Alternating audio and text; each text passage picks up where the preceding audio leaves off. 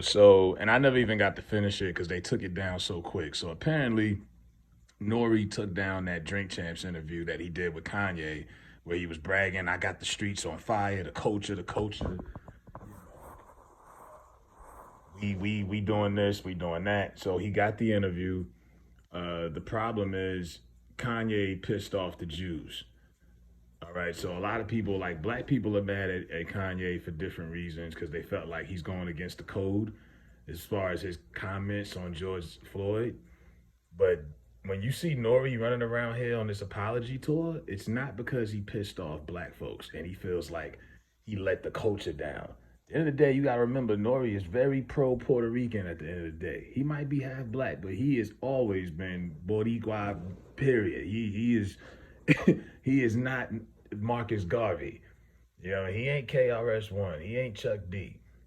So when you see him apologizing, let it be clear. He's running around on all these hip hop stations apologizing, but it's not because he offended black people by having Kanye say those statements. It's because Kanye pissed off the Jewish community and Diddy.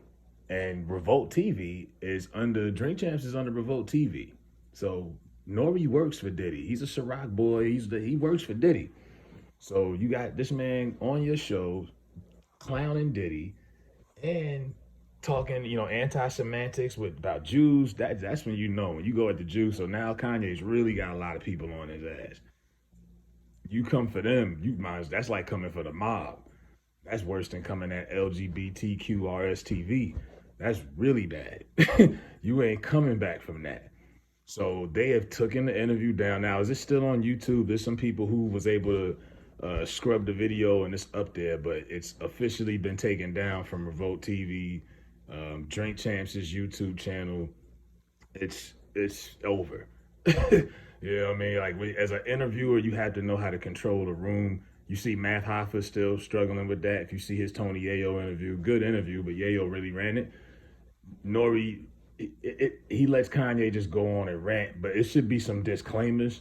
And I applaud him for trying to provide hot content. I get where he's coming from. You on a roll. You just won an award for the best podcast platform or whatever at the Hip Hop Awards. I get that.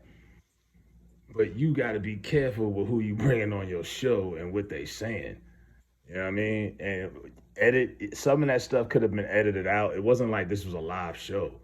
You know, this wasn't live at all. They could have easily edited a lot of this stuff. But I get what he was trying to do as far as a content creator, trying to keep up and keep the culture moving. But Kanye right now is not the easiest person to stand next to. That's just the facts. And Nori backed out quicker than I don't know what. He is doing everything, shaking hands, kissing babies. I'm pretty sure he done called Diddy 100 times. He didn't apologize to Meek Mill. Nori is in shambles. He's like, I regret it. Now next, what Kanye gonna do? Call out Nori? Like, you know what I mean? Nori gave you a platform because, like Kanye said, that's another reason why you see Kanye. Tucker Carlson might be the only platform he can go on at this point. That's even if he take them back after those Jewish some anti-semantics they don't like.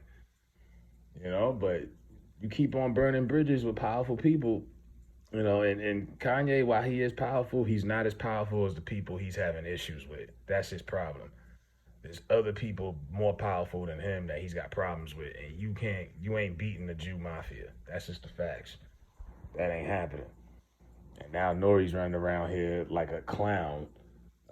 He still got the clips on his channel, on his Instagram, but yeah, he is backtracking like he moonwalking right now. But when this happened, and I get it, they drinking, so they get a pass, but you like, man, we gonna keep in these comments about Diddy, we gonna keep in the stuff with Meek Mill, we gonna keep in everything. And it's like, if you decide to, as a content creator, to not edit anything, and we're gonna leave it as it is and give it to the people like raw cocaine, fine, but don't backtrack and delete it once you start getting heat. You know what I mean? Like, you're deleting the video because you're getting too much backlash. At the end of the day, him and EFN had to make that decision. Like I say, they know Drink Champs went corporate years ago. This is not the same podcast it started off as. They working for the big entertainment media markets they have an obligation, and they basically have to. There's a line that they gotta tote. They can't cross that line. So yeah, Nori can say all that. We for the culture, we for the street shit. But at the end of the day, you really with that corporate shit. Money talks. You know, and like I said, he's not apologizing to black folks because of the George Floyd comments. He's apologizing for these Jews. Get it right. So yeah, Nori uh, having a bad couple of days, man. Let me know what y'all think about Nori backtracking and moonwalking on his interview with Kanye.